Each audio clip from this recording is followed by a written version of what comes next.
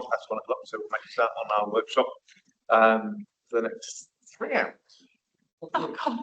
So looking forward to a good chat. This is being recorded. We've got Councillor Smith and who else is online? Councillor Stackhouse, Councillor Bartlett, and yeah, I can't see all of those people on my screen. Nicola. So thank you. So if I don't see it indicating speak, please do sort of cough or do something. But I'll try my best. So yeah, we've got a set of things to do this afternoon. I think first up is the Community Insight Survey results. I hope people had a chance to digest some of the information, but let's begin from the top. So we'll kick straight into the results. Get these screenshots. There we go. So obviously before we get into just talking about the actual survey results, just to very briefly touch on the kind of wider work program this survey sits in.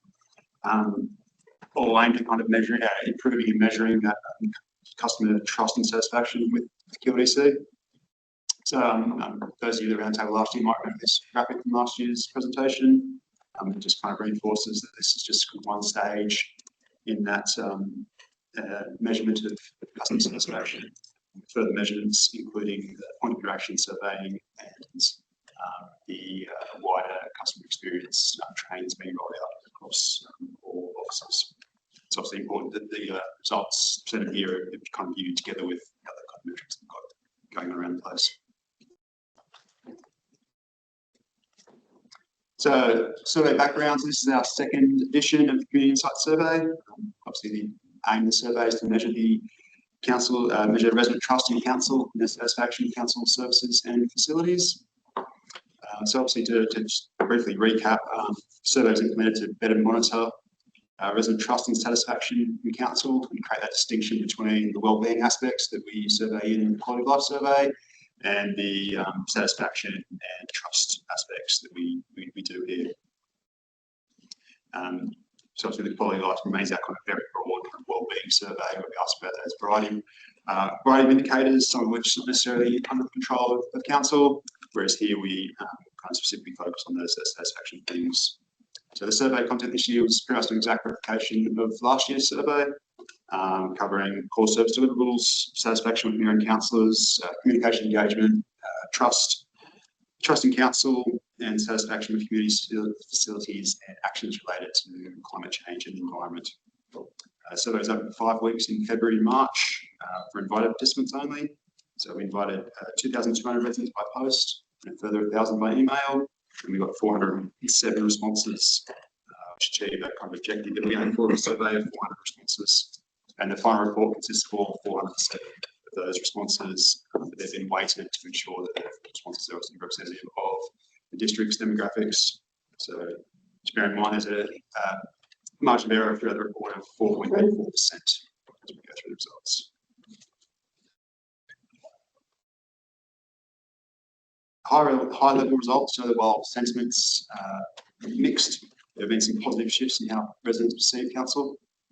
29% of residents rated QLDC good or excellent for its core service deliverables, and 50% rated it poor or very poor. This was an improvement on last year's results, which were 23% and 52% respectively.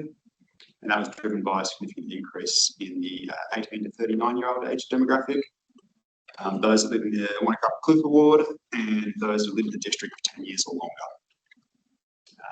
And as is the case going throughout the survey, those aged 65 and above have the highest level of satisfaction. That's pretty much universal across pretty much every single question. If you have any questions along the way, just fire them out. Were there comments? Sorry, were there comments along the way, or Doing comments from me or comments? No, sorry, yeah, within the survey. There's a lot of comments. You were, yeah, okay. Yeah, so each question has the verbatim question. Each concept is the verbatim question. The report that goes with that. Yeah. Yeah, sorry, I was so focused on the it's going to show us the agenda and just kind of Quick question there, since we've been invited. Thank you. 13% response rate. How would that, is that good, bad? I wouldn't know what we would normally expect. Did we get more people replying? Yeah, it's What's the fairly, percentage? it's fairly compound. It was pretty much the same as last year. I think last year might be 30.1, 30.2%. That's pretty much on par with that. And it's quite similar to what we get for the quality of life survey as well. So it's kind of Did we get a higher strike rate on the postal or the email? I tend to get on the email, tend to get a bit of a higher post rate. But Key Research, they like to weight it towards more from the mailing out. That's obviously the mailing out comes from the Ratepays database. Sorry, it comes from the electoral roll. Whereas the email stuff comes from Ratepays database. Yeah. So that's get it. Yeah. Okay. Thank you.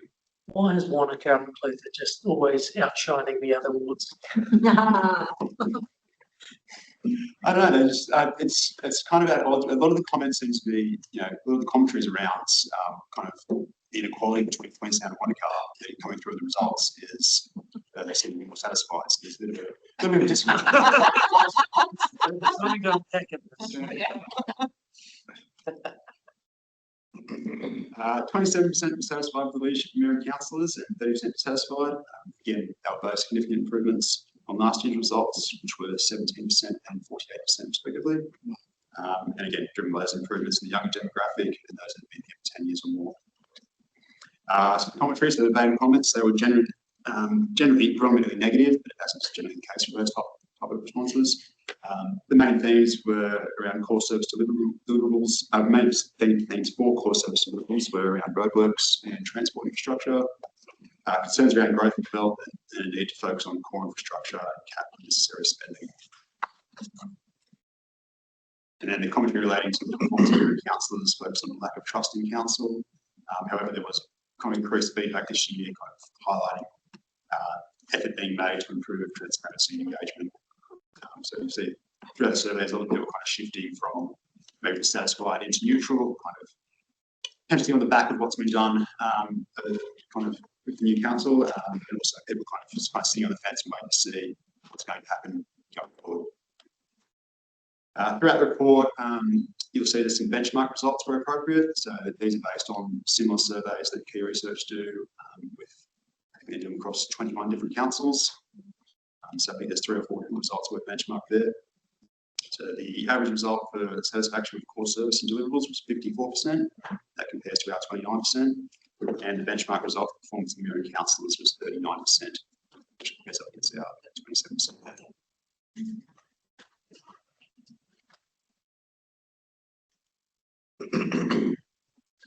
A little bit going on this slide, but that's just a kind of a breakdown of a bit more detail of the previous results. Each kind of question has this kind of breakdown throughout the report, which shows various demographics, how they've kind of changed between each other and year on year. So the coloured numbers represents significant changes within the demographics, and the coloured arrows represent significant changes year on year. So those in the Wanaka ward significantly more satisfied with delivery of core services, while those aged 65, over 65, and those that have been here 10 years or more likely to be satisfied as well. And then regarding satisfaction with mayor and councillors, those in Arrowtown, Currawong ward are more likely to be satisfied, and those, as well as those aged 65, and those who have been here 10 years or more. Good job, guys. We'd never be competitive.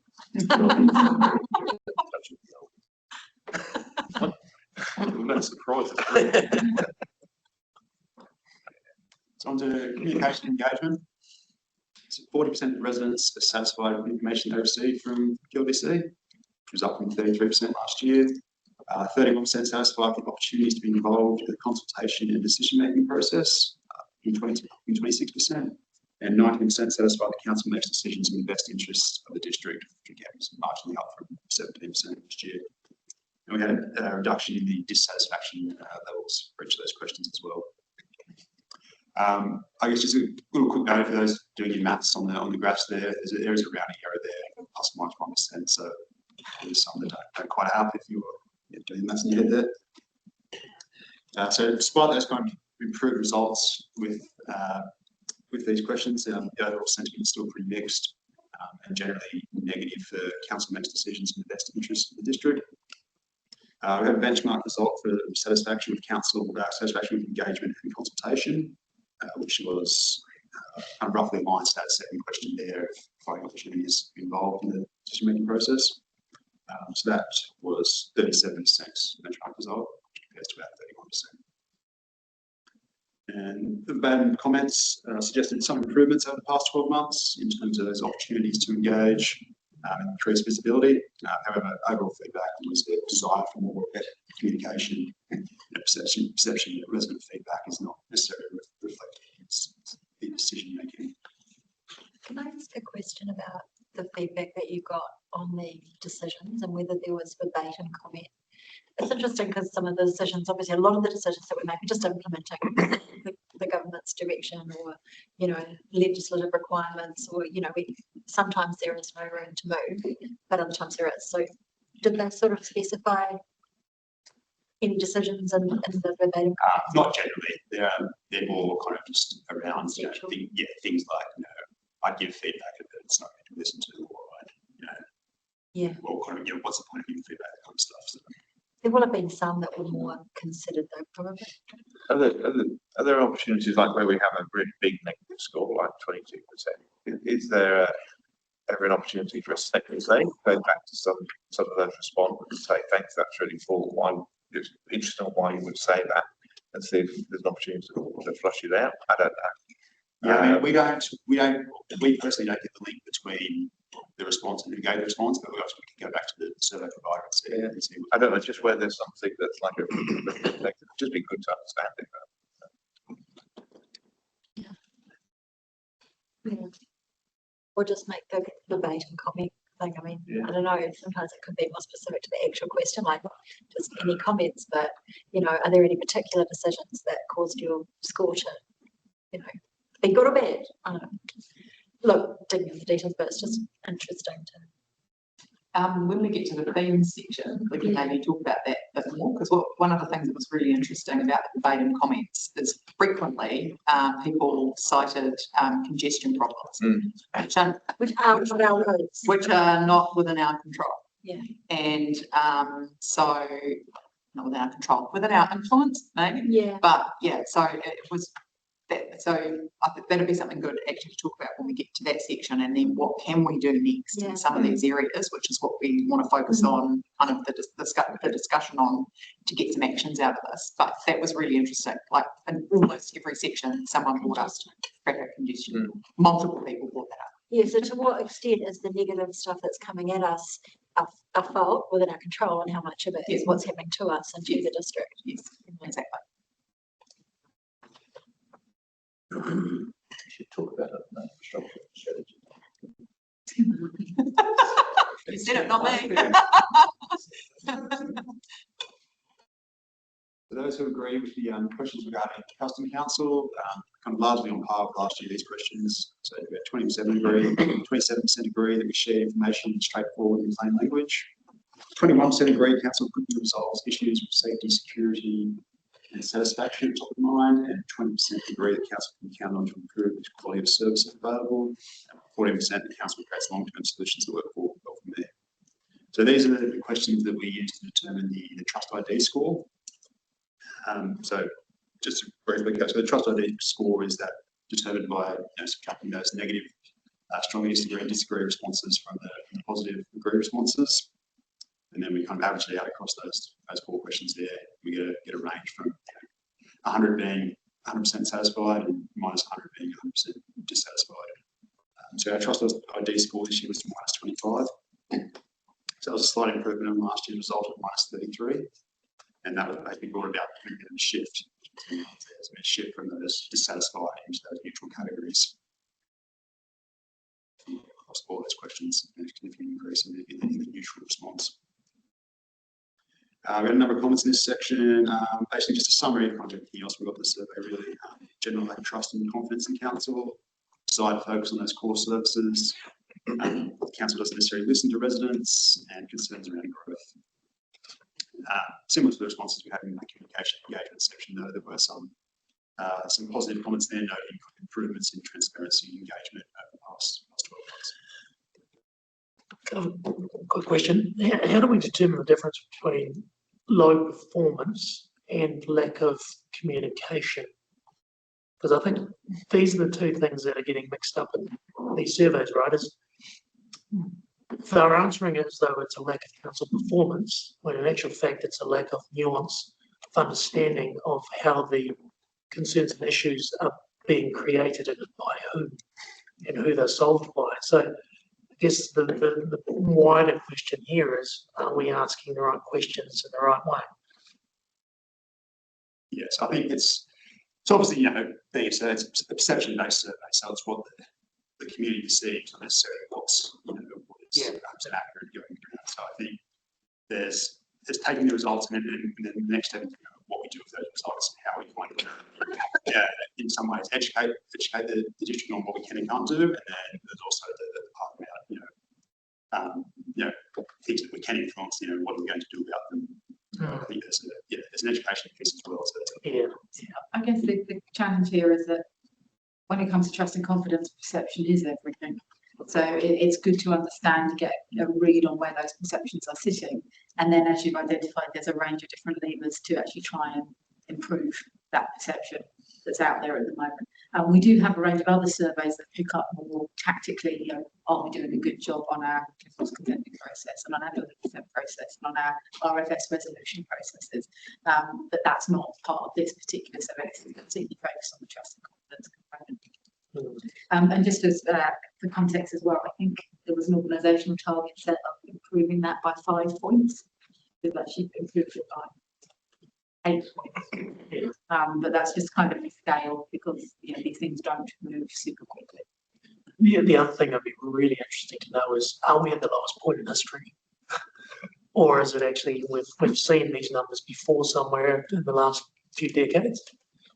Or is it just slowly deteriorating and falling off a cliff? I've probably been at the table the longest when it comes to those. But I mean, it has declined over the 10 years, I think it's fair to say, across various different surveys. But what I would say to that as well is that is a sectoral challenge, a national challenge, a civic institutions across the world challenge. So the fact that we're actually kind of bucking the trend here this year, which I think you should take into account when you're looking at these, which is a good sign. Well, I was thinking last term, so. So all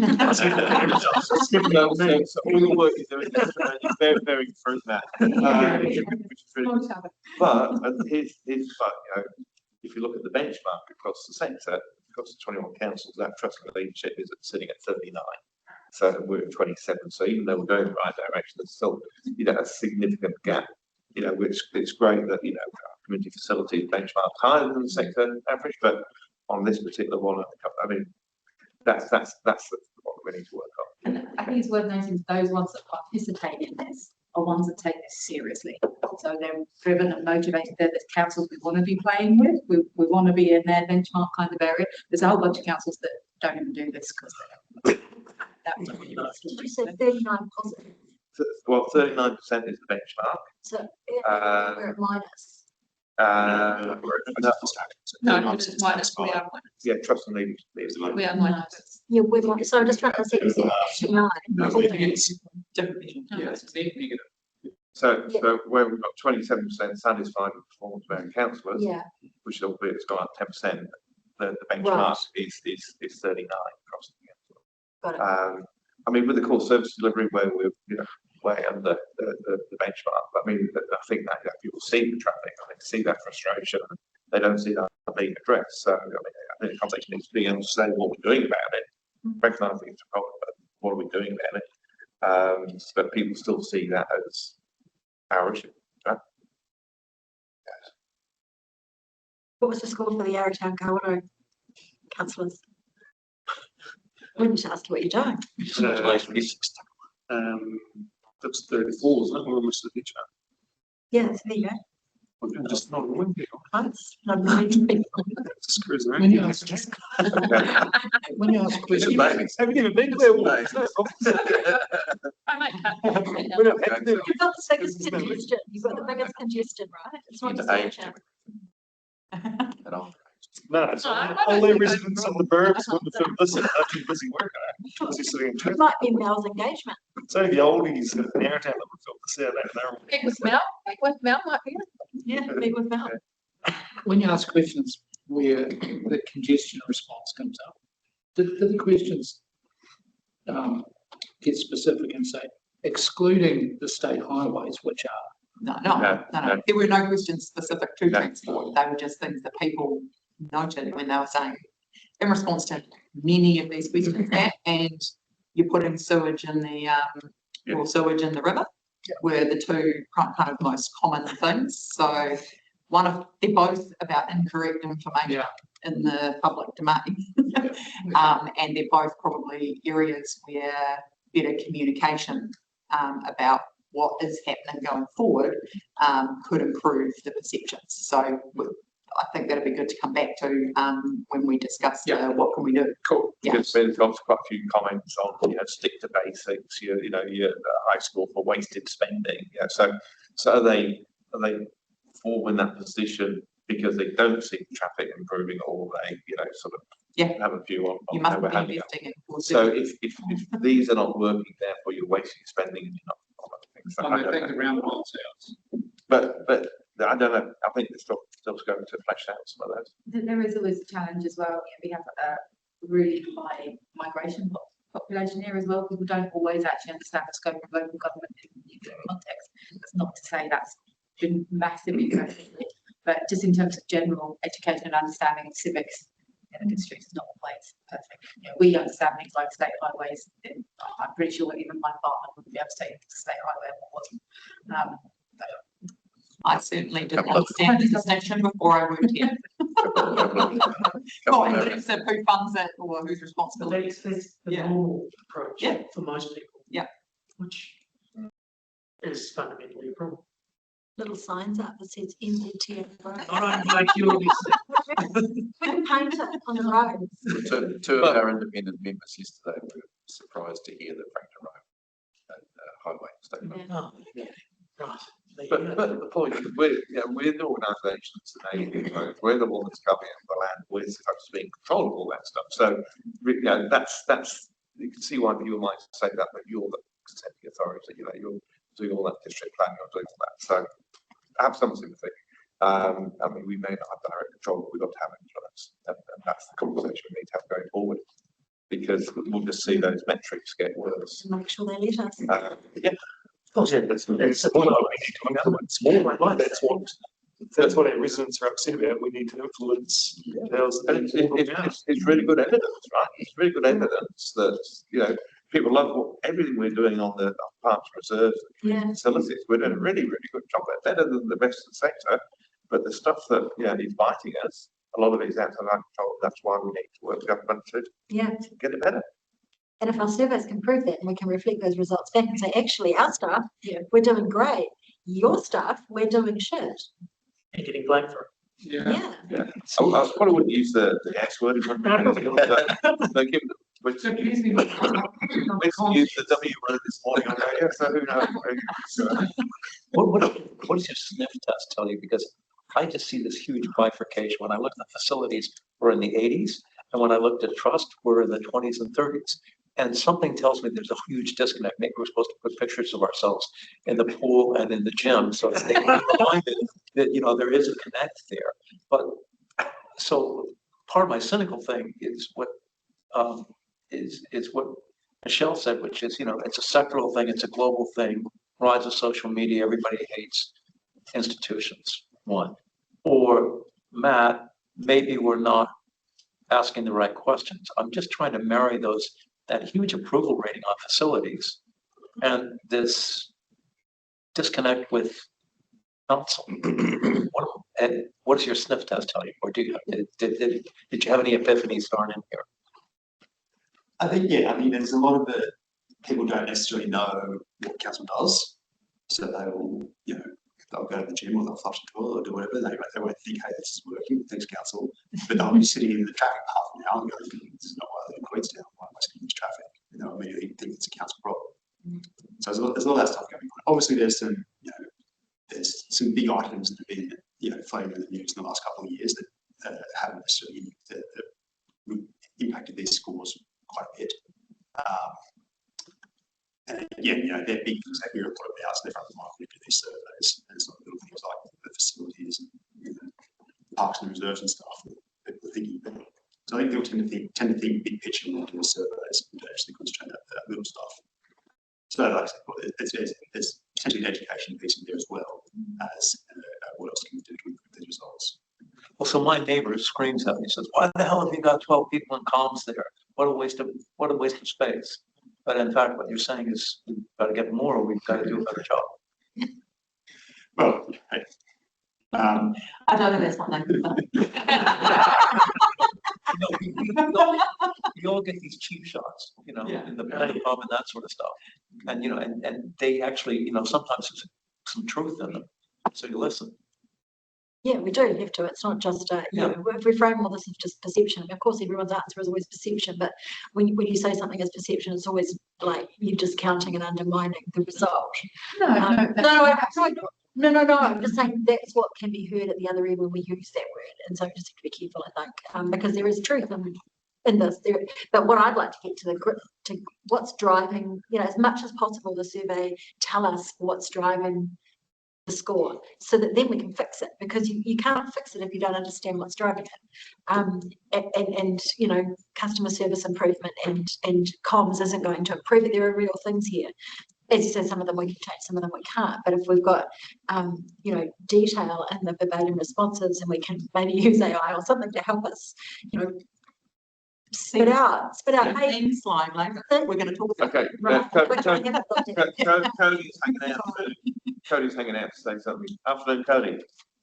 Just to jump in on that, I do think the irony is always the fact that people want more with less money.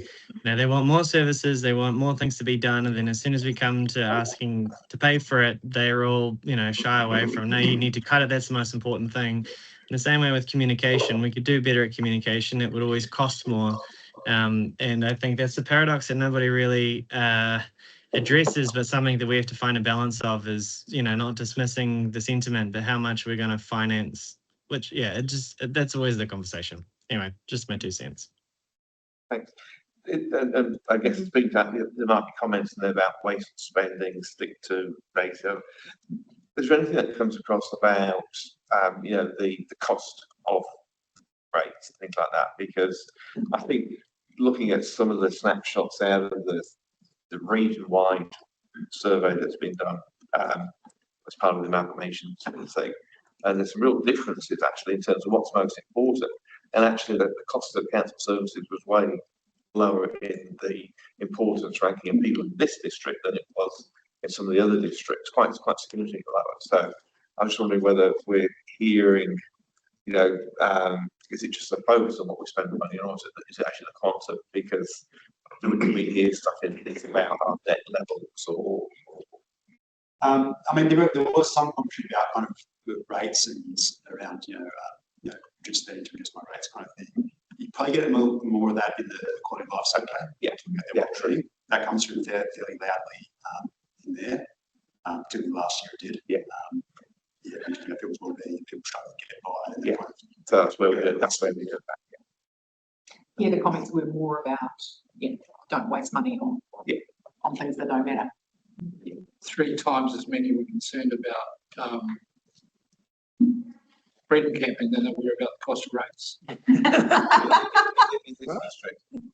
Yes, 19% mentioned in the theme analysis that they wanted to charge and control freedom campers, so more than just freedom campers, 19%, whereas 6% said the rates were too high. 5th lowest, 4th lowest. Interesting. Okay. The squeaky wheels. Well, not necessarily, because remember the rates are too high if you can afford it. So for the people. Right. Yep. Okay, sorry, we're Anyway. rabbit hole there. Back to you. So community facilities, you touched on that before. So 73% of residents are satisfied with the range of community facilities. Slightly down last year, not significantly so. Still a good result, and still above that benchmark result for satisfaction with public facilities and open outdoor spaces, which was 69%. Results generally largely in line with last year, whether we had an increase in those satisfied with parks, reserves and gardens, which was up to 88% satisfied. And kind of similar last year, the main theme was for a need for more kind of extended facilities. So we're happy to take the positive feedback on the trails that aren't necessarily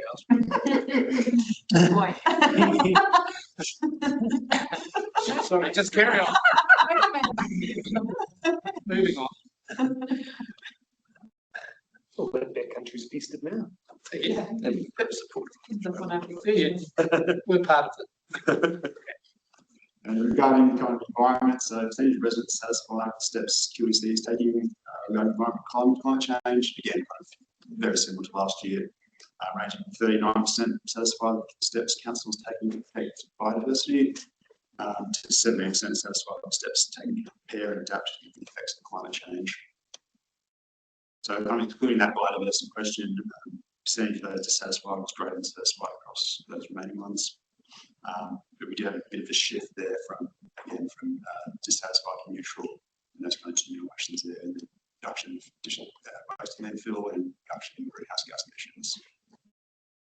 So the main comments here were regarding a lack of visible actions or awareness as to what was being done, concerns around how growth and development is impacting the environment, desire for more or better recycling infrastructure, and concerns around that discharge into rivers. Was sure there isn't an equivalent benchmark for the sector on that.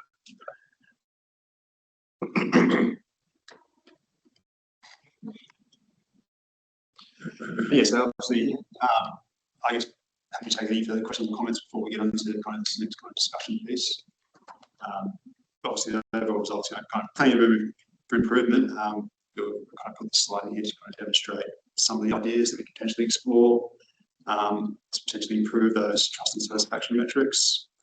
Obviously, not an exhaustive list by any means. Kind of intended more to the conversation style than anything else. I might just kind of hand over to Michelle at this point to kind of run through what we've got up in there, and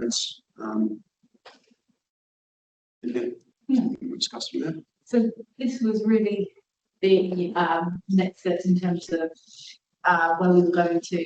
We talked about this very briefly previously, I think, is this a good opportunity for us to collaborate together between the ELT and the elected members to identify maybe a set of 5 things that we think would really change the dial in regards to the result. You know, is there a project? Is there a communications opportunity? Is there something that we can do differently? Participatory democracy. There's a whole range of things we could consider there.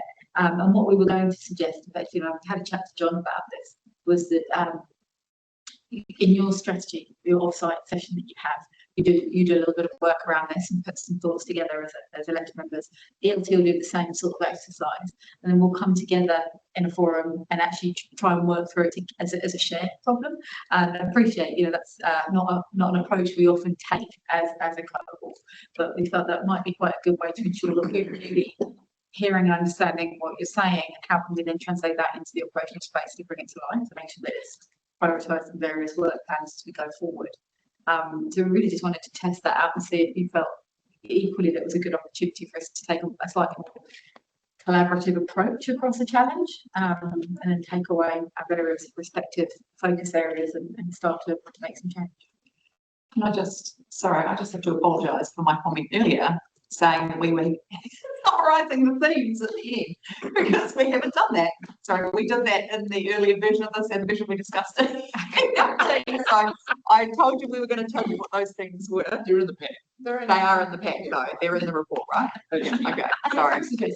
Yeah, and then we've got these suggestions. Just from the ELT discussion we already had, I think I've raised twice. I've raised a couple of times the 2 that we were thinking about.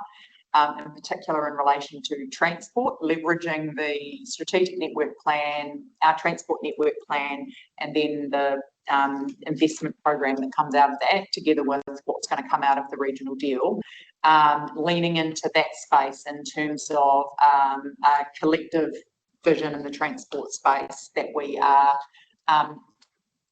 that we really focus on in partnership with ORC and NZTA. Off the back of that workshop we're going to be having in July, building from there, and having a engagement process, communications process that connects you know, in a different way than we normally would, so that we can kind of get that message. It's not just getting the message out there, it's actually, you know, giving the community some assurance that we're working really hard with all of the partners to try and actually get a better future in this space. And then the other one is the shot over waste treatment plant with the discharge disposal in terms of that strategic approach that we're taking that I'm just about to send you all an update on, in terms of that next phase, which is also a different engagement process and a different process to kind of gather input from mana whenua community and council. And so I just want to, sorry, before we talk about this process, those were the two areas that we had kind of identified. They were frequent themes that came up in the survey, but there are also two pretty gnarly problems for the district that we are trying to take a different approach to. So, you know, getting a collective approach and support and, you know, leaning into a different partnership with others approach and engagement communication approach for the two that we opportunities. Yeah, that's well done. I should just keep on doing the same thing over Yeah. and again.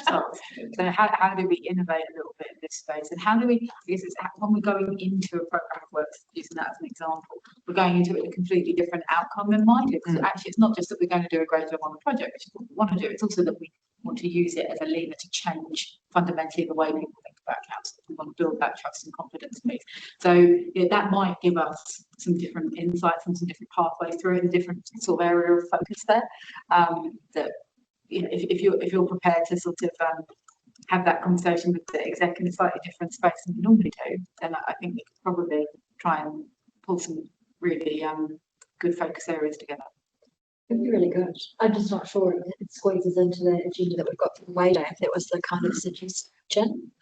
Because you wouldn't want it to take that over necessarily, but I think it would be worth doing. I think it's good, you know, I know we want to talk about trust outcomes and bits and pieces. So, I mean, is the lens that we put in there. Yeah, we could do some more on it afterwards if we wanted to. If we don't get to it on the day, I think the opportunity for events sounds really good. Yeah, on the transport thing, then just following on from the conversation we had when we had your office earlier, was that, you know, we can either on the Frankfurt Road, public transport, we can either just sit back and wait for everyone else to deal with it, or actually maybe we actually need to lead that, right? And so how do we, you know, sort of bring the ORC, bring NZTA, you know, sort of get the stats, work out what we don't have, this discussion that, you know, so it doesn't matter whether it's a gondola or it's wash, right? You still need to have a plan for what this kind of things, public transport, or how we get people around should look like, right? And we're doing that probably at second hand or third hand at the moment, aren't we? We are actually very actively participating in that, but it hasn't involved councillors yet because it's a very bureaucratic process. Bureaucratic, like officer process. That's where we're going to bring a whole lot of that stuff to the table on the 16th of July. ORC is leading that now. They are doing a whole lot of work in that space together with NZTA.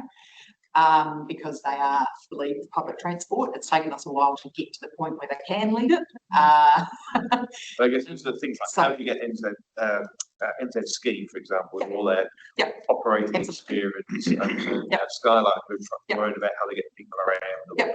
Yeah, how does that come into that mix? So we're actually sort of co-designing.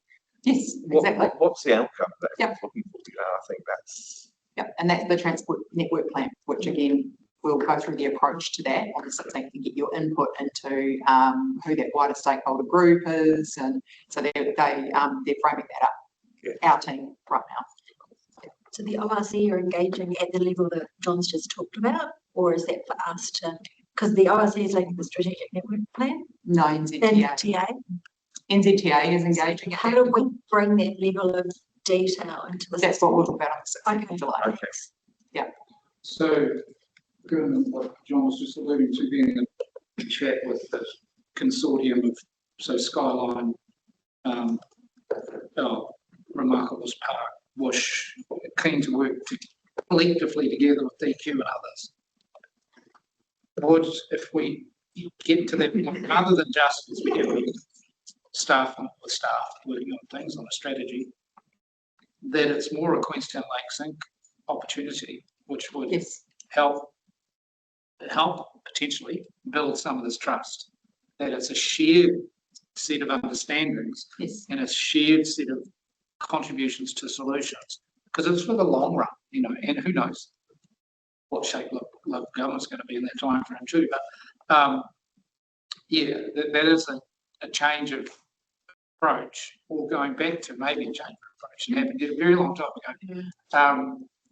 So through this, I think there needs to be some fundamental changes to win back, or to win that kind of support. And I think that's a really good suggestion. That it might be that it's not a project that you want to put on the table. It's like, how do we actually grow that spirit of for the greater good? Yeah. Without one or two individuals trying to own the whole thing. We have got some good examples of that we can build on, but like to be more explicit in how we want to partner. There are, that's true. Good point. What would be the transport equivalent of the housing action plan? Yeah. Yeah, something like that. Saying that if we are beholden as a group, if we do pull the trigger on, be it Wish, be it Godlit, be it both of them at the same time, the community insights over the next couple of years are not going to be that favourable for us, given the destruction. That's true. And all of the meaningless expense the council's going to do. So, like, yeah, we need to be thick-skinned in those things as well. Good point. But also, it's how we communicate. You know, if we communicate it together, then that will, yes, there'll be some naysayers, and we name a few already. But otherwise, just be positive and aggressively positive about it, and that'll make a difference. It'll be a period of pains. We'll have to get through. We could also be quite tactical when we're having these conversations, or you might have things that are looking at a 5 to 10 year horizon to come to success. Yeah. There'll be things that are quicker wins that you want to achieve in the next 12 months. So you know we could try and layer that so that it's not all just hanging out for 3 triennials. Quite right. Spanish stuff. Yeah, well, we might not have 3 to 8. No, as such. Someone will. So there's only problems. Yeah. Matt, thoughts? There's a thought for me. Wanting to get out. I don't think we've got a comms problem. I think we've got a marketing problem. Yeah. I think the messaging that we give is factual and it's got the information embedded in it.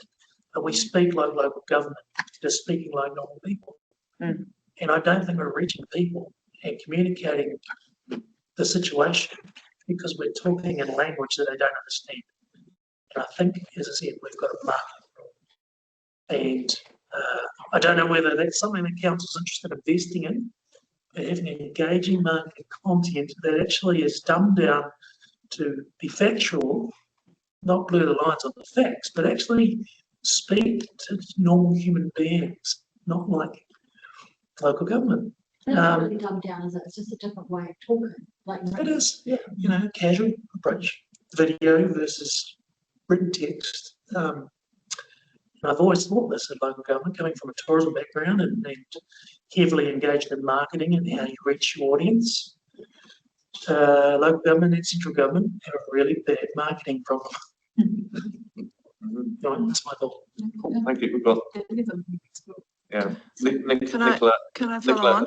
yeah, go on, Nicola. That's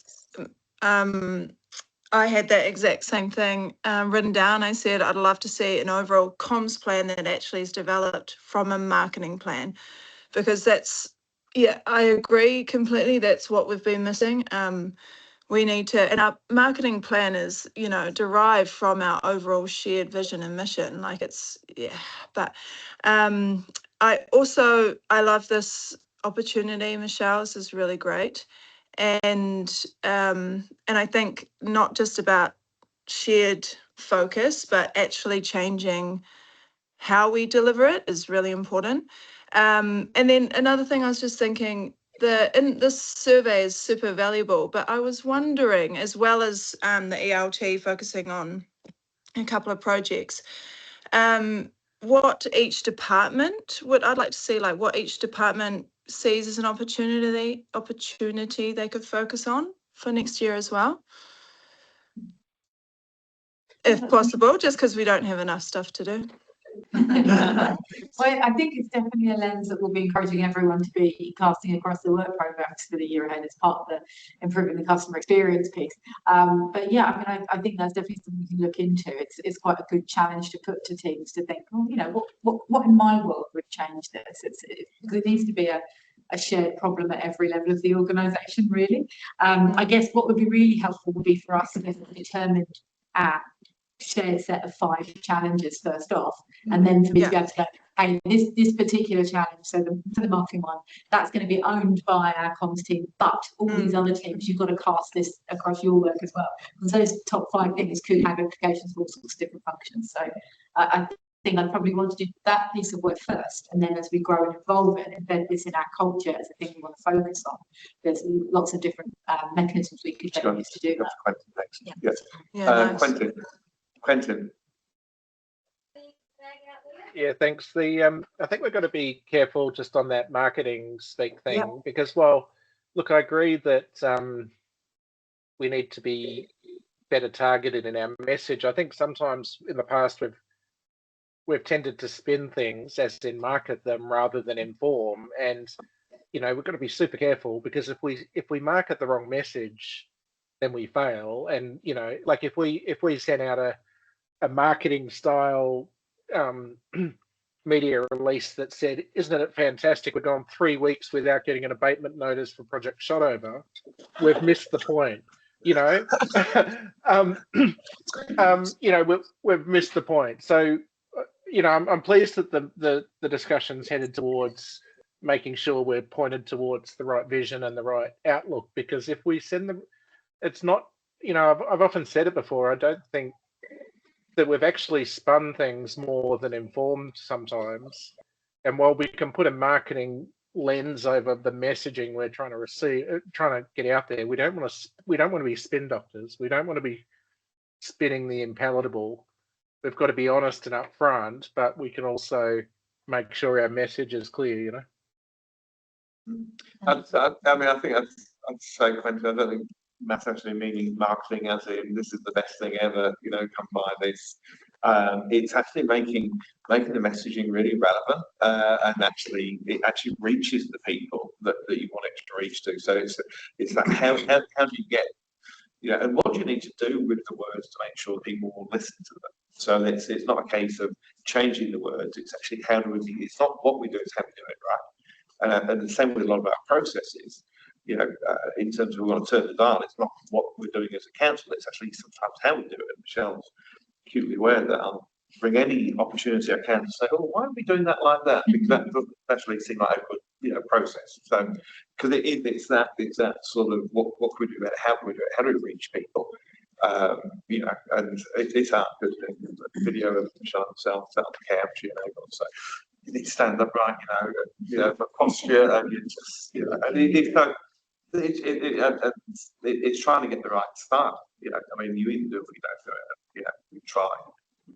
But so it's not marketing as I wouldn't say it's marketing as spin. It's actually being effective in actually communicating those sort of things. Nikki, I think what we need to do is around the table make sure we're not sending the wrong message, because we are sending lots of messages about marketing and investing in that. And I think the message I have for the community is, you know, don't spend on more comms. We want you to fix stuff.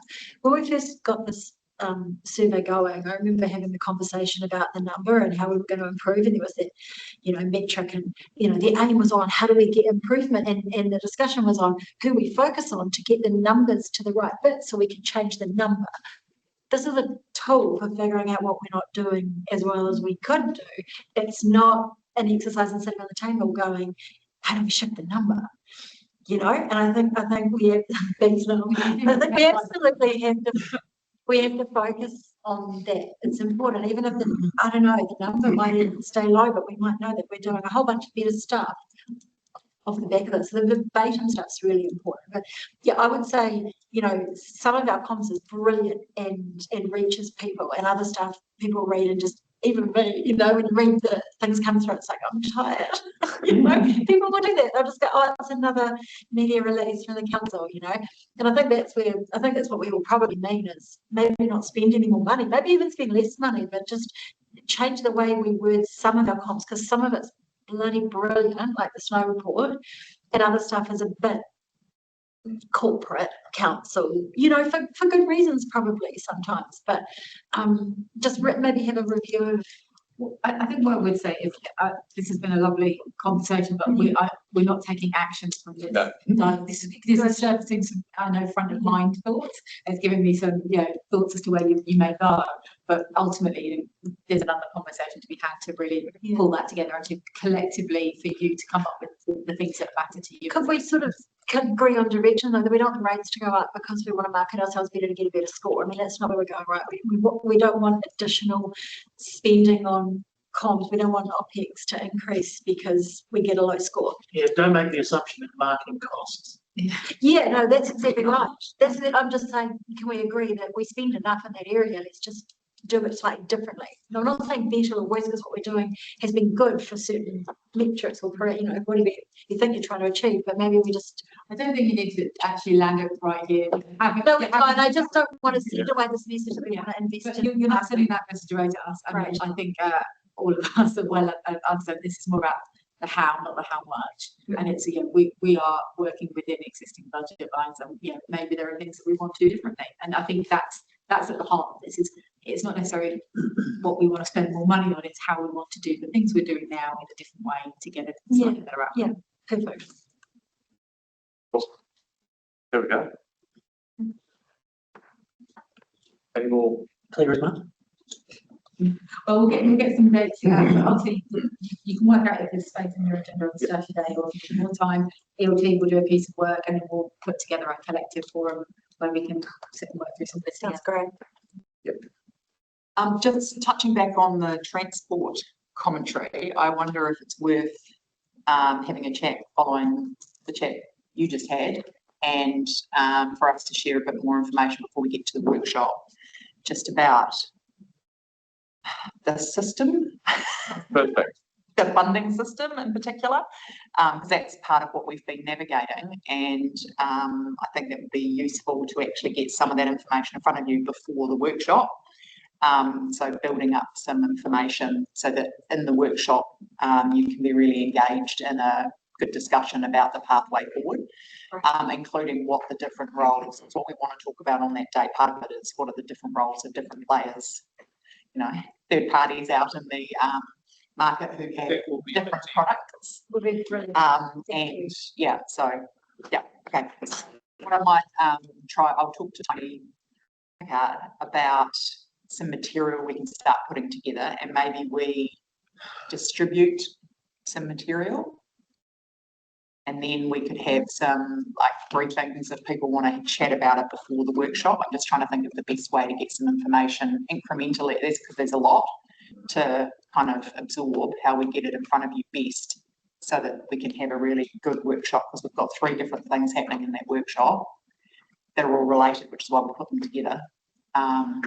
But there'll be a lot happening in that workshop. Do you do videos? We tested for a wee while, people doing little presentations that we could watch before workshops. You know? Oh man, I can talk all day. I can do a video. Just tell us what things are, and, you know. I'm trialing just talking to Copilot and then getting Copilot to create me a picture. And I guess, you know, it's that, how do you see the whole picture? Yeah. Where do the bike paths and the actual transport routes fit? Where does the Cane ferry or whatever it is on the lake fit into the, because otherwise we're just going to look at a gondola, we're going to look at a warshore, we're going to, but actually, what are the opportunities for better bus connections or better bus routes? You know, the airport, you know, we heard the airport this morning saying they'd love all the bus routes to go into the airport. Yeah. You know, forecourt, you know, for that interchange there. So I don't know, it's a multi-dimensional thing, but we're probably the common denominator, right? Yeah. Amongst all of that. Yeah. And it's our people that are suffering. So that is what Tony Pickard wants to talk through on the 16th, is all of those different things and the process he's proposing that he wants your feedback on how you knit together a network plan that brings in all of those different threads. And that really is our role in the system, is how you knit it together, because everybody else has a specific role in a specific part of the system. We might not own anything or fund anything. But our role is linked with the kind of spatial planning world where we are knitting together what the, you know, so that is exactly what that transport network plan item is about. But he will have done some work already on how he thinks it should be approached, and what he's wanting is feedback on how to, you know, take that forward to the next step. Great. Sounds exciting. Thank you very much. All right. That's great. We've Thanks. got Thank to. So we've circulated the slides already. Hopefully you've had a chance to flick through them. We'll just work our way through probably reasonably rapidly and without questions and any clarifications that people are looking for.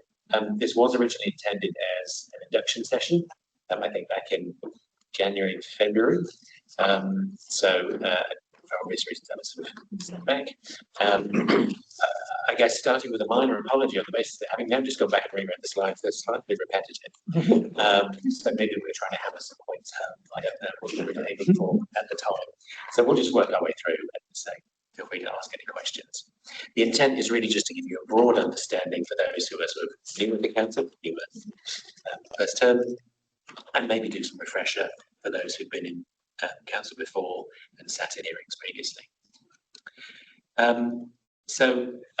Purpose of the hearing, it's hopefully fairly obvious to all. It is a part of the democratic decision-making process. It is about ensuring an appropriate pathway for people to come and speak to council. There's an element of accessibility in there as well. Not everybody's strength is in writing, so there's a chance for them to come along and actually verbalise what it is that they want to say. So it is really key in that whole kind of decision making and participation process. A couple of things to think about that it's not an opportunity for anyone who comes to speak to a submission to introduce new materials.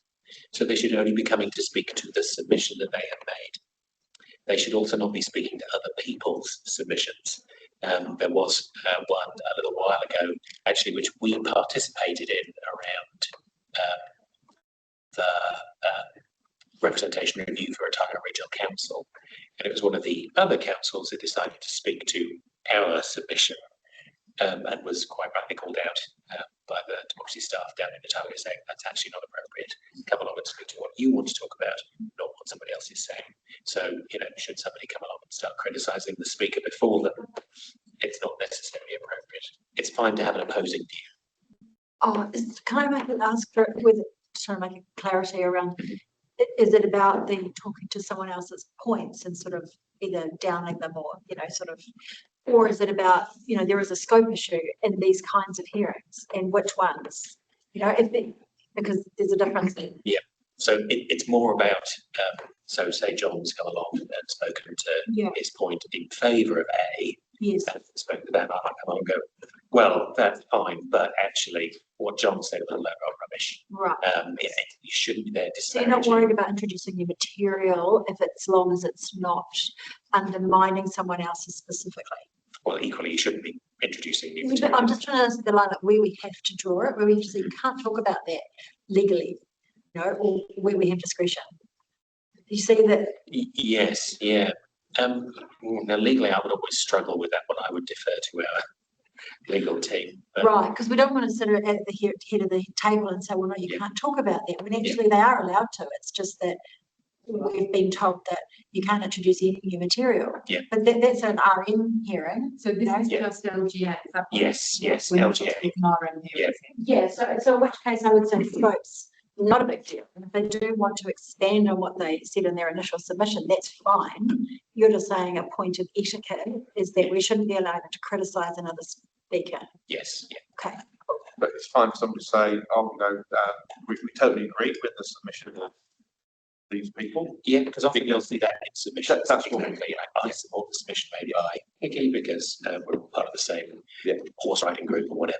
And that's fine. It's more about trying to undermine somebody else in their submission. When they don't have another reply back.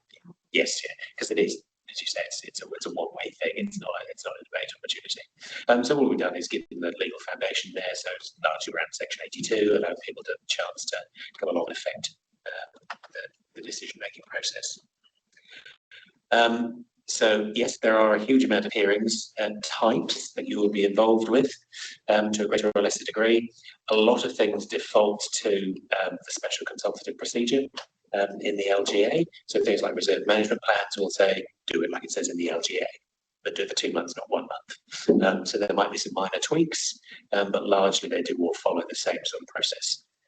So you'll be familiar with the long-term plan and annual plan hearings process, where largely it's all of council, and it's a much broader scope, whereas something like a dog classification hearing has quite a narrow scope. Is the dog dangerous? Is the dog menacing? Is the dog fine? The ones that you would not be involved with through democracy services, so we support all of these, apart from resource management, which will come through Dave Wallace's team and independent commissioners, onwards and upwards to the Environment Court, and anything that is relating to the sale and supply of alcohol Act, which comes through the District and Licensing Committee. That is managed entirely through the alcohol team. Everything else, you will see paperwork, etc., coming through us. Your role in the hearing. So a few things here. Again, generally, please make sure you're reviewing all of the relevant documents, all of the submissions in full. Some of them might only have 2 or 3 submissions, which is great. From a time and efficiency, where you've got the long-term plan, yes, you might be seeing 900 submissions. You would be expected to sit and read through all of those to give it fair due consideration. So do allow plenty of time come May next year, once all of those submissions are in for the long-term plan. One thing to look out for when you are going through materials is very much around what are the things that you can and should consider. Again, particularly long-term plan, fairly broad. It might be easy within the scope of the consultation document, but it's pretty much a fairly open book.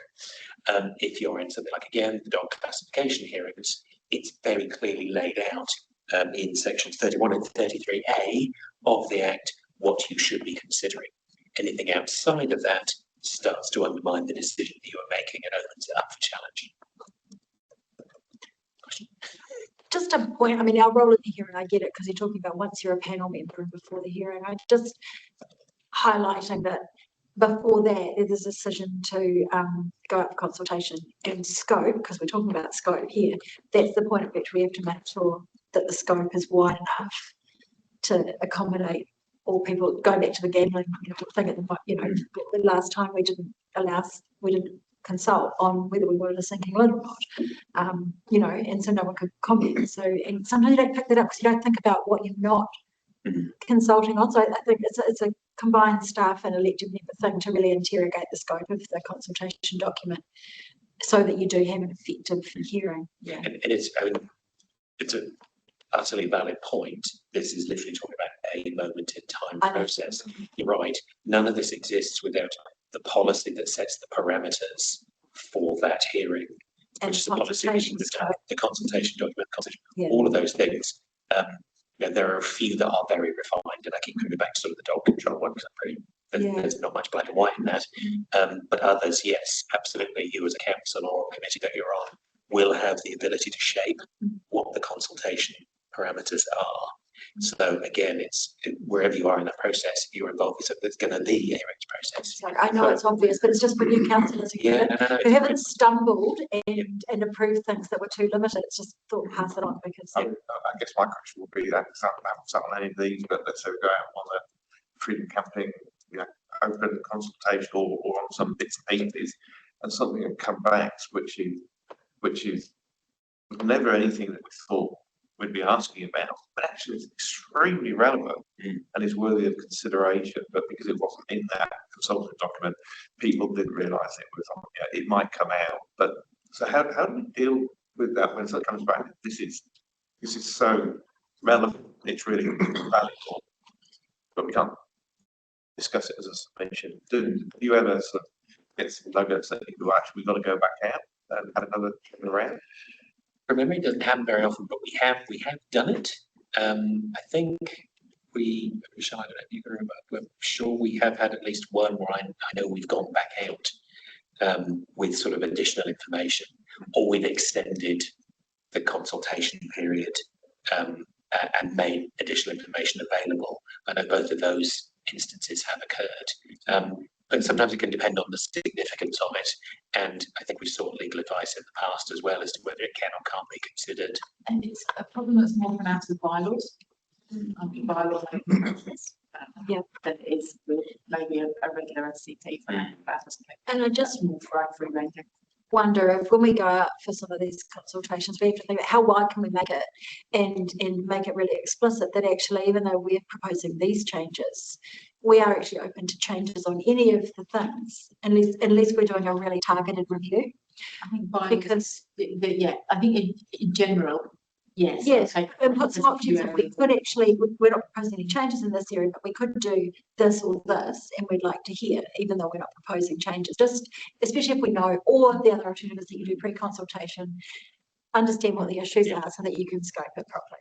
And again, possibly the only exception that might be on bylaws, we have to demonstrate the evidence for the case you're consulting on. Yeah. So there's just there's a few little exceptions, but generally speaking.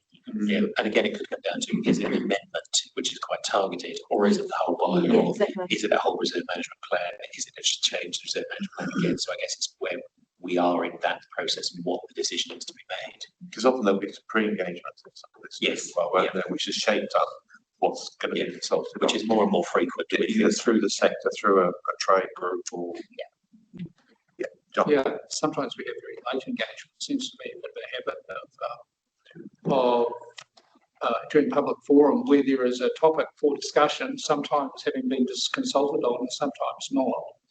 Sometimes involving tape on mouths. Anyway, when the standing orders say that should not be happening at all.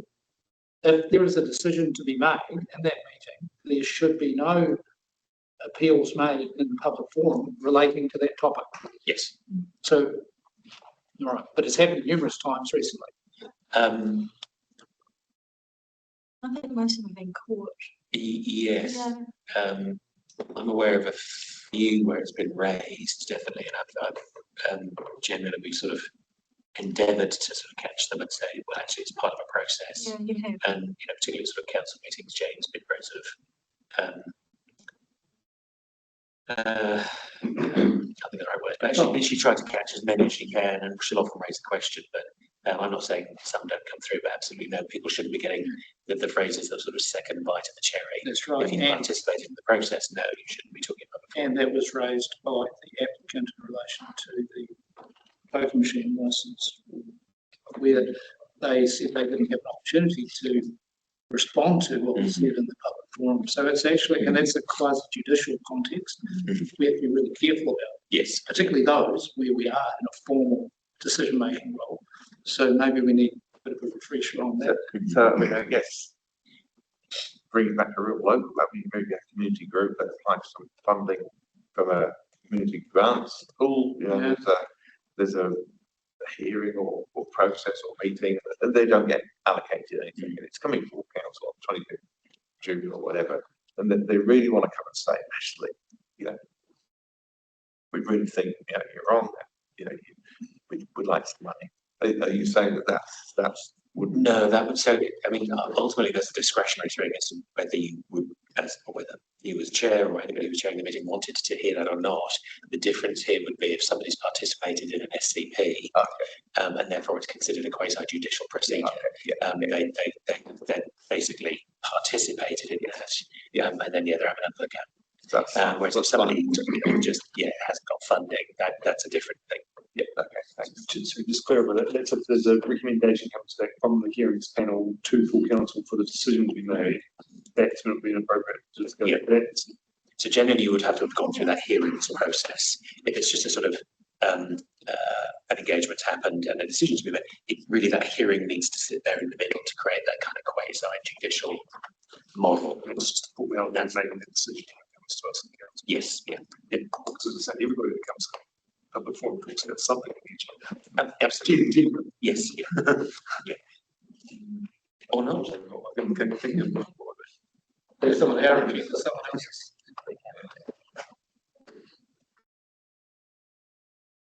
Yes. It's easier if they don't. Right, okay, just that. Yeah. Because I think everything's done. Yes. Yeah, thank you. No, good questions, good chat.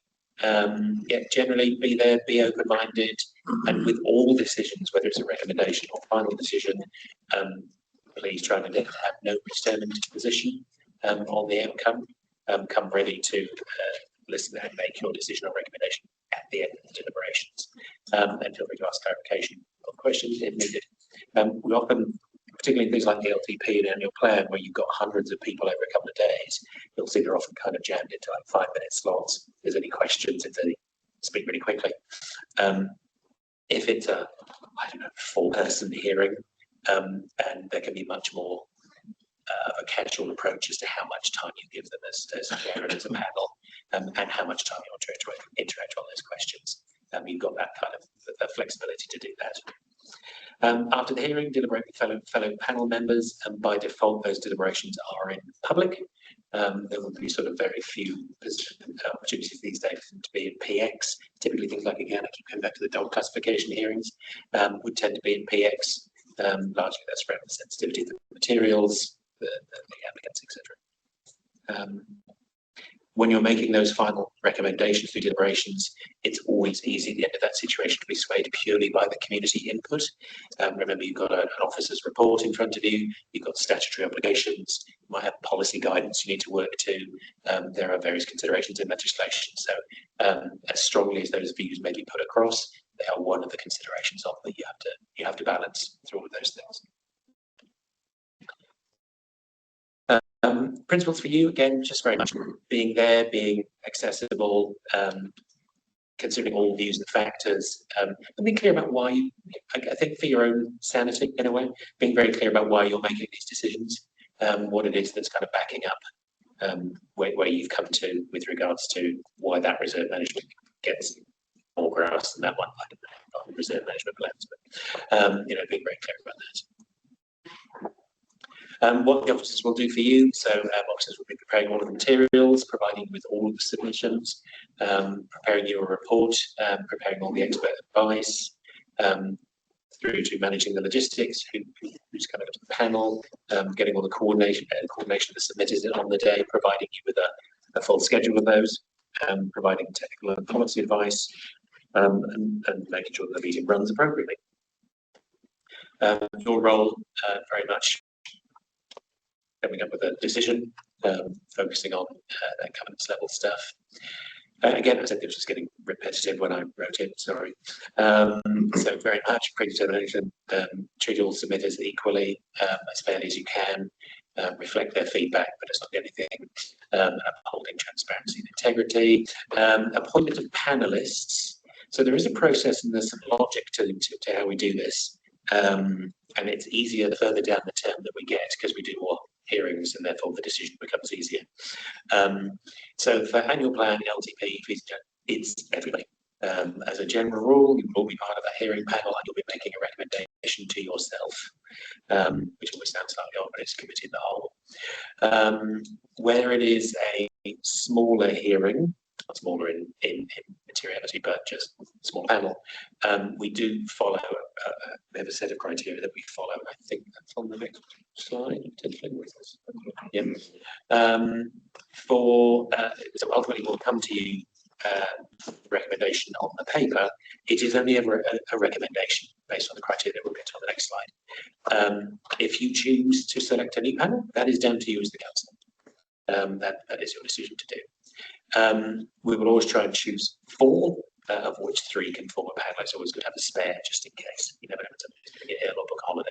What's your checking process? Because obviously it's very awkward when someone gets to the table to sort of go, oh no, you know.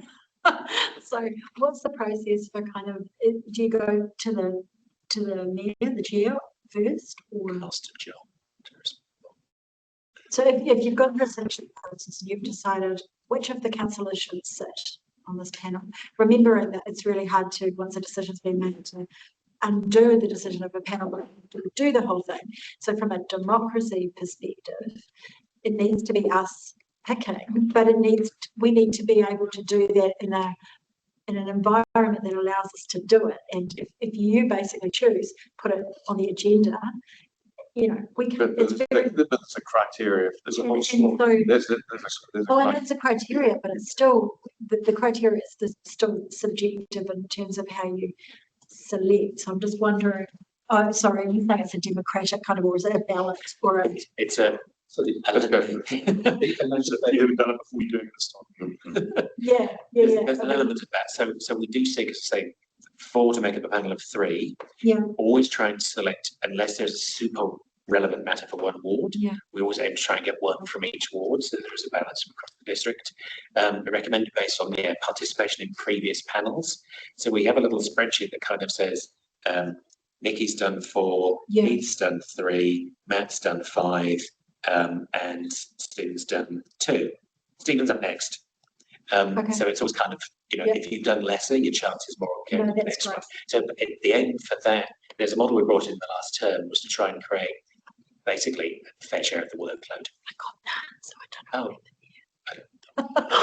I think I took your share. This is why I'm asking, because it didn't seem to be very balanced. And so I just there seemed to be. You did one on the golf I think I did one. Yeah, there's hardly any compared to what we followed through. So it's just, was this an action then or not? And if it was, I'm just querying like.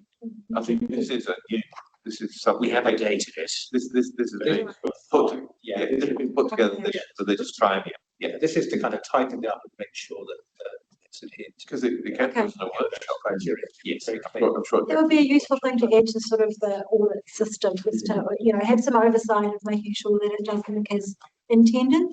I don't know, just.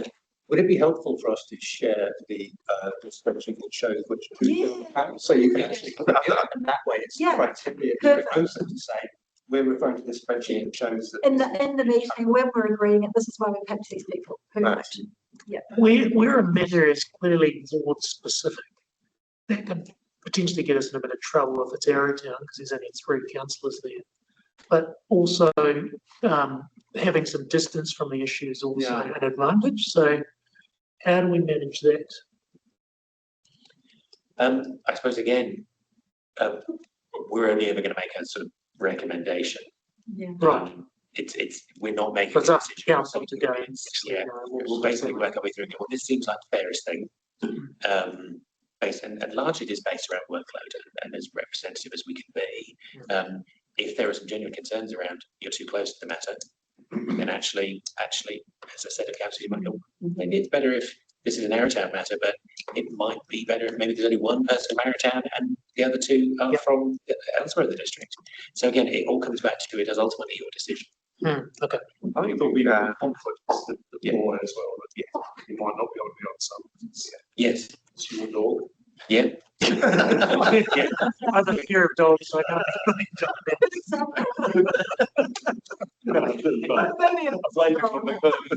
There will be, teachable places we do conflict. Absolutely, and all of that has to be taken into account. And that's addressed more explicitly in the attachment D. This was just made or fit on a slide where it's such as the key steps, but the full list actually addresses them. I guess there's a known list of what's coming up, right? Yes. There must be the next 10 panels are likely to be these topics, I guess, unless there's something. It'd be nice if we could take councillor interest as well into the mix.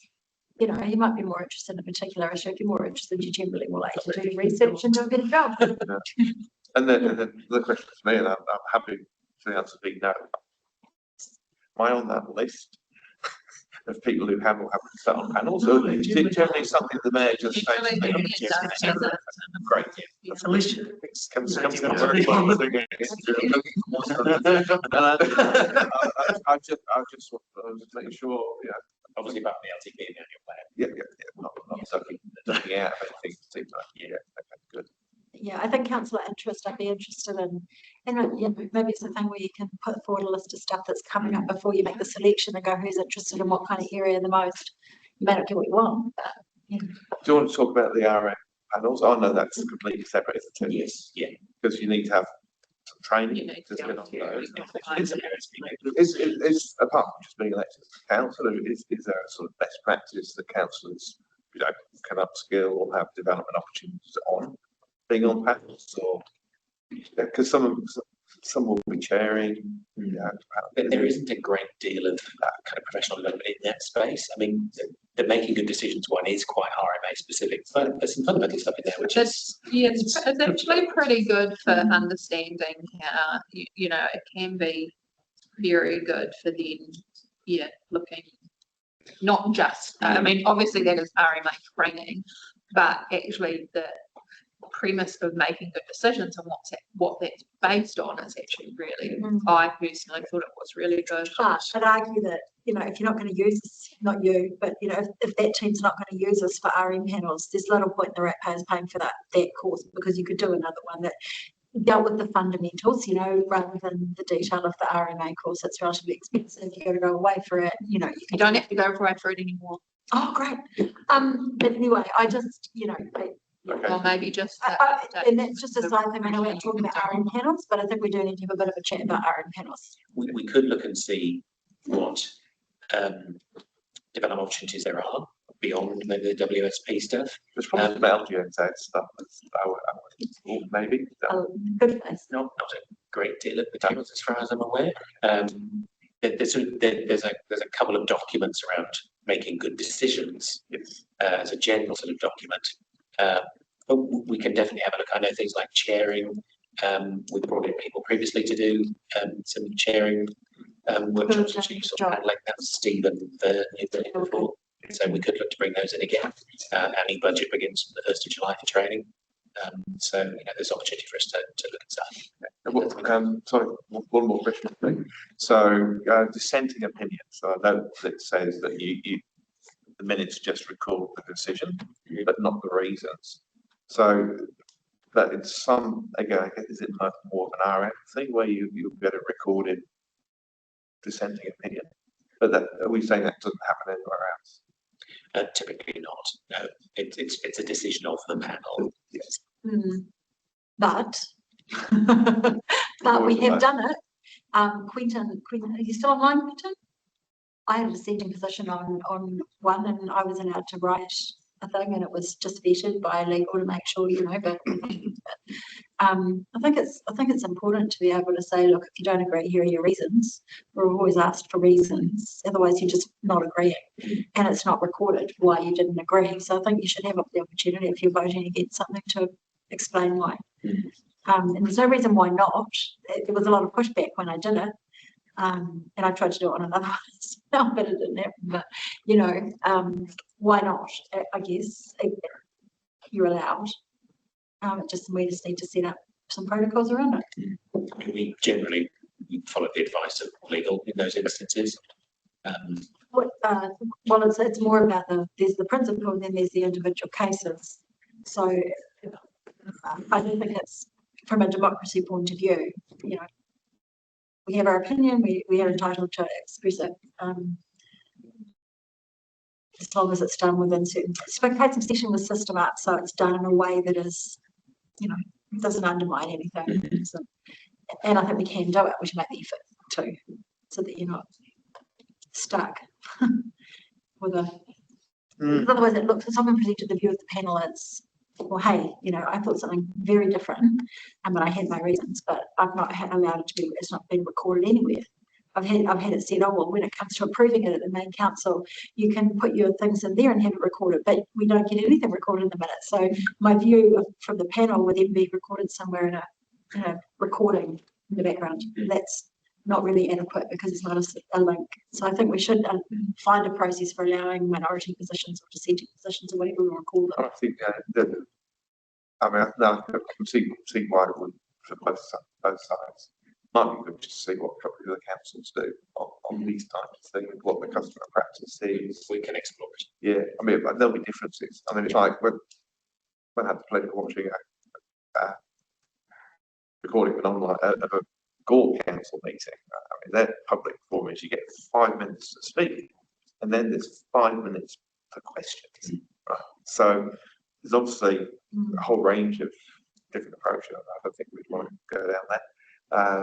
'Cause I don't know if we should all ourselves on Gore. but from Gore. Yeah, but the fact that the timing and the time of questions, and you've got a very different set of standing orders. So, and it's to say what's right. Yes, that's the point. Yes, I mean, that's a great example where standing orders is a mixture of legislation that is immovable and protocol, which is very movable. Yeah. And where you have the elements to change things, which is really not standing orders is only 3 minutes in public forum. And it's a point I was going to make something later on, is that technically speaking, hearings aren't governed by standing orders at all. They're not a formal meeting of council. It is our practice to apply standing orders for consistency and to avoid confusion. In the proposed new mandatory model from NZ Standards, is subject to the Systems Improvement Bill going through, does more clearly define some of these things and include hearings as standing orders being applicable to that. There's still some flexibility around things like how long speakers can have. And I think in that model, it kind of says for hearings, if it's one person speaking as an individual, they can have X amount of time within this window. If it's one person speaking on behalf of an organisation, they can have Y amount of time within this window. So there's still flexibility, but it's kind of choices from multiple choice. So that's why you'll see different practices in different places. So some of this there's definitely more flexibility over for now. For now. Okay.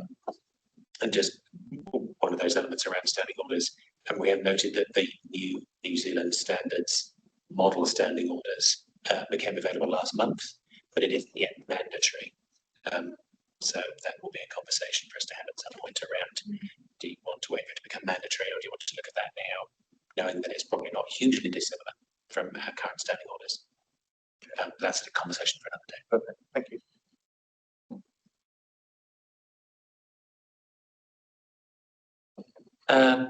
Just to step you through on the day, so potentially beforehand you may have had some conversations around who will be chairing the panel, which is usually a good thing to do, so it's not a big surprise. You should be voluntold situation. What? 2 against 1 usually. And I back it up. Yeah. So these are one of the few occasions you will see a Democracy Service Advisor taking a starring role at the beginning of any meeting, where they actually start the meeting and seek to elect the chair, and then they will comfortably hand over and leave you to do it. They will provide you with all the usual sort of run sheets to step you through how it works. Hopefully you will have been aware of any conflicts of interest beforehand. It's quite late to get to the point of actually being on the panel and electing a chair to then declare a conflict of interest. Some of them, as I said earlier, will have an imposed time limit. Others, it's very much down to you and the chair and how much flexibility you want to have. As I said earlier, they should be deliberated in public unless there are very specific reasons under Lagoima to exclude the public. Dog classification, I'm clearly obsessed with them. I'm a cat owner. I don't know why. So the deliberations, the decision that the panel has recorded, and that is what goes forward to the final decision of council. Note the final comment there, we'll explore. And that kind of wraps us up finally in I think 35 minutes. Unless there are any further questions, comments, debate? The process around the person recording the minutes, the reason for the decision, that it's kind of important, and staff are doing that based on our discussion, but the process for approving it. So there's never a meeting to approve, and that's a problem because this is a decision of the panel and here are their reasons. Oh, but there's never been a meeting to say, yeah, we agree, we don't want to change the wording, that's actually not what we thought, actually not what we said. But it gets presented to the council as our view and goes on the record as our view, but we've never approved it. They go back by the chair. Yeah. I've been on hearings where we have reconvened a meeting to I'm just talking about this process now, like I know what you, absolutely it has happened, but it's always been, I think that's why we're having it, it's always been a bit of a mess, the hearing process, like every panel and every different staff combination does it differently. So there have been times, many times, when it doesn't get, and it certainly doesn't get approved by the whole. So what gives the chair the power to say, this is what we agreed, this is the wording, versus the whole panel? I mean, these are things that are actually important because they cause problems down the line. So it would be useful to have a system whereby, you know, we've agreed this is the process.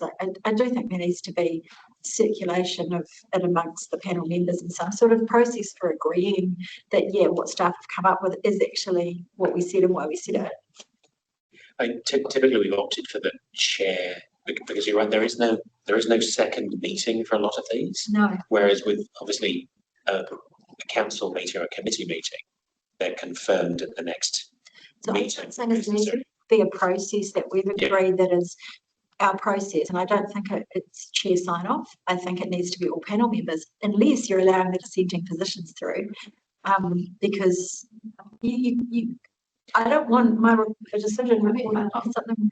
I just check in an operational consideration here. Yeah. For staff to chase around agreements more for would be tough.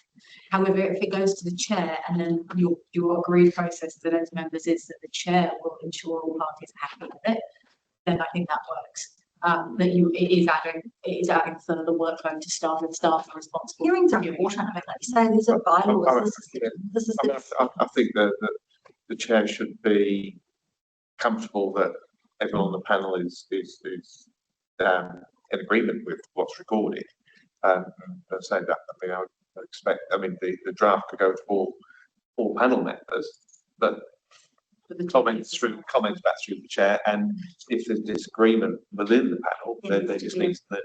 There needs to be a little bit of a process for how that's resolve it. It'll be used both ways. Yeah.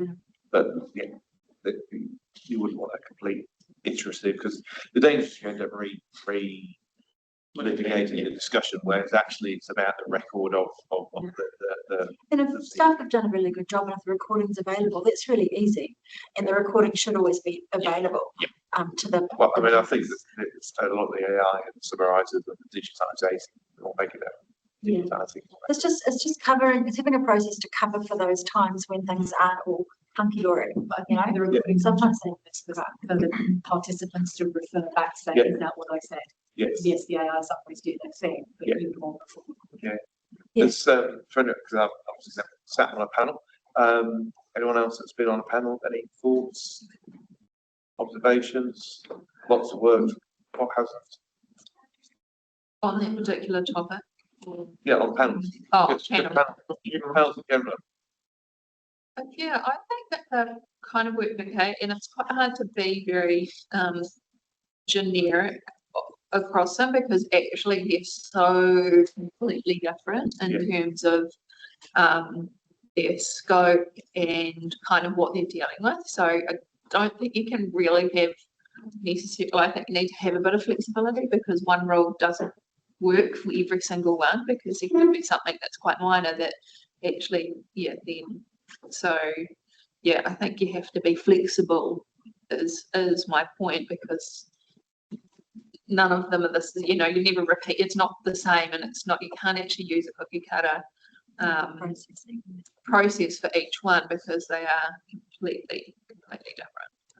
That would be my comment. Yeah, the only other thing that sort of comes up quite a bit is say we're doing a management plan and we want to change the wording or a paragraph to add something in, and that wordsmithing piece doesn't necessarily happen on the day of deliberations.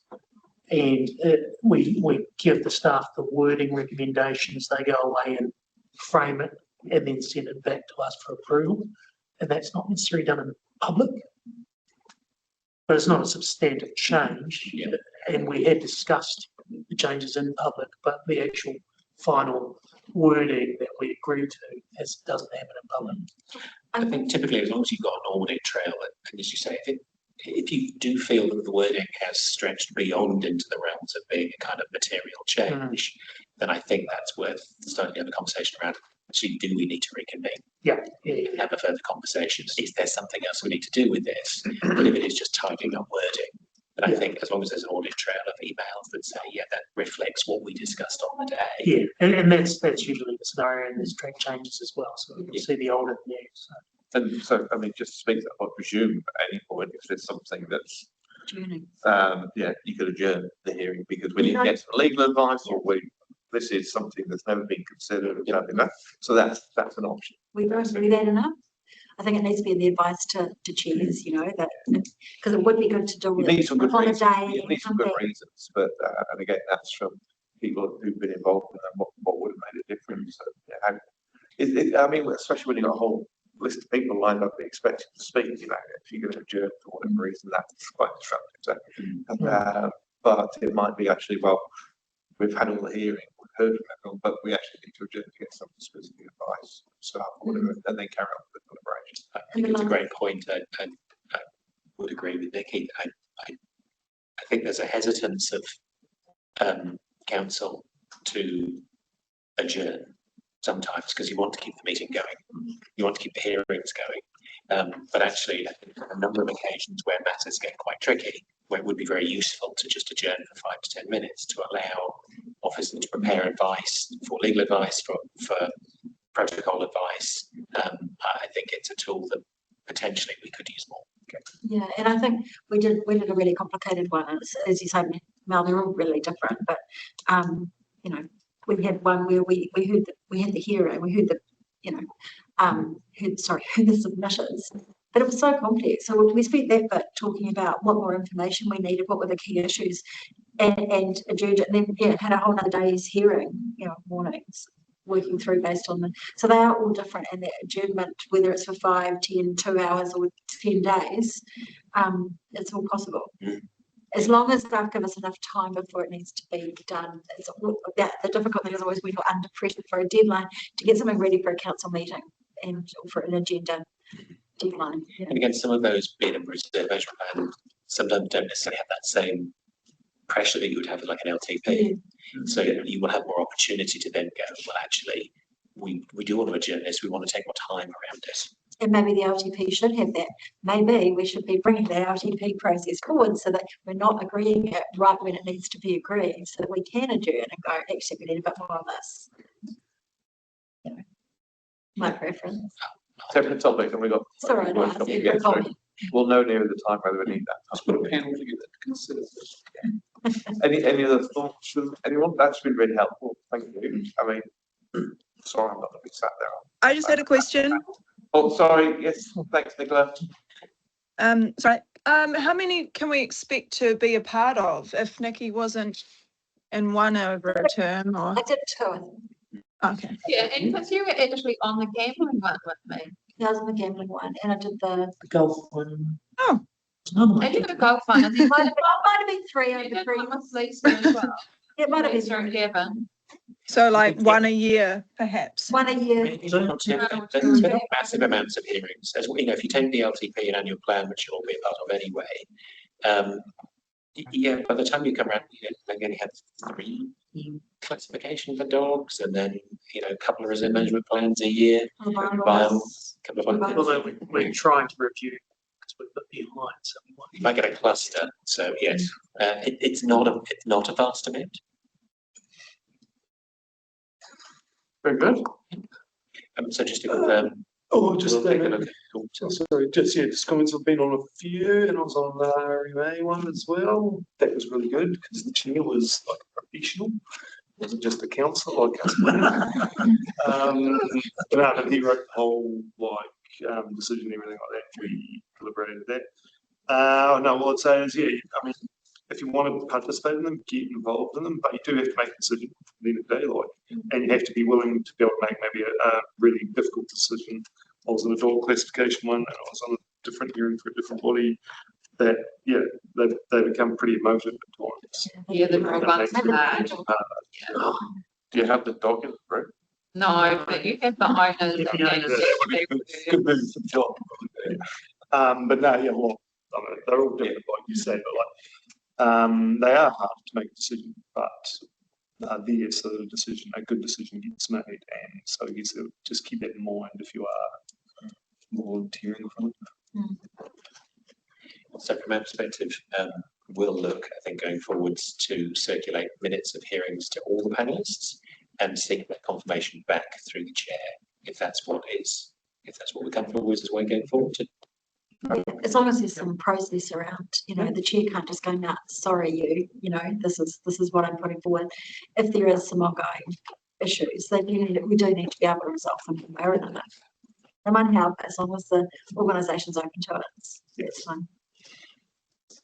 So I do have a question for you on that. If you are a dissenting view, and it's only a panel of 3. Yeah. What's the benefit that you're giving to the person that you're making the decision on behalf of to have 1/3 of that panel staunchly oppose the majority? Depends on the issue. I mean, there are some things that are fine, but there was, one of the ones I was looking at, there was sort of some legal issues around the consultation and various things, and I took a view and I couldn't untake that view. I saw the issue and I couldn't step away from it. So legal advice.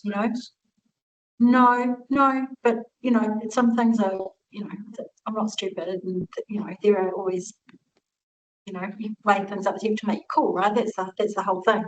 We don't all just follow the legal advice, because you can get all sorts of legal advice. The panelists can provide alternate legal advice. You have to decide whether you're siding with the officer advice or the advice of the submitters. You've got to use your brains.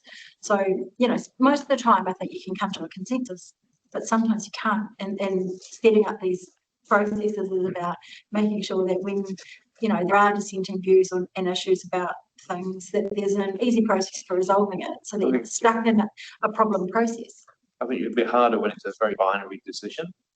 It might be there's like preserve management plan might be conditions or words or phrases that go for that, that sort of take into account the range of views. But if it's something that's a very black and white yes or no, that's out of It's just it's a case by case thing. Quentin, trying to speak. Quentin. Oh, just going to say, a dissenting decision does have a role, because if someone was to appeal the decision, then they could, their relief sought could be to seek the dissenting decision be the one that's upheld. So there is a legal reason, but regardless, I think we've all got a responsibility to maintain our integrity, and if we believe in something isn't the right decision, we shouldn't be forced to fall to it. So I think, and we're entitled to reason that. So I think a dissenting decision definitely has a role. Thank you, Quentin. Thank you. We probably need to resolve that one way or another. Like there's some views around, I don't know how it's done, but it'll be interesting to see how we could do it if there was. No one knows when they want to make a dissenting view. It might be something that's something of strength of view in the community. You never know when you're going to be in that position. So. Sorry, I guess my question was around what. It wasn't to you, sorry. No, I'm just trying to understand the more information you put into reasoning around the dissenting view and the overall decision, what benefit does that give to the party making the decision on, other than them just saying, oh, it's just challenging? So Quentin just explained it, I guess, and I know I've used the dissenting position in court to go forward and win a case down the track. And now that's not a bylaw or whatever, but if that commissioner on that environment court hearing had not put through that dissenting position, we wouldn't have been in the position that we were. It gives. It's confidence in the process. It's the public allows, it's transparency, allows a range of views to be heard. We're a democracy. I think maintaining faith in that process and that system means that everyone should have their say. Even in court, if it's just a judge making a decision, they'll often put the argument either side and then come up with they've reached it. So it's essentially the same, but it's a majority view. Yeah, and the minor, why be afraid of the minor view? It's just the minor view, didn't win. But it's it's not about winning or losing. It's actually about people speaking their truth and based on going into the process, hearing what they've heard from submitters, reading the advice they've had from the officers, and having an open mind, recording, their position, where they land. And I think, it's not about who's won, who's lost. It's about this is what They were thrown away. it's doing my role as a councillor meant to me. But With- can I add one thing to that? Sorry, it's off the back of what you said. That's actually really important because what the panel's doing is recommending to the council, and it was only 3 councillors usually that have their view. Then when it comes to the table of the full council, I think it's really useful for the full council to hear if there was an alternate view.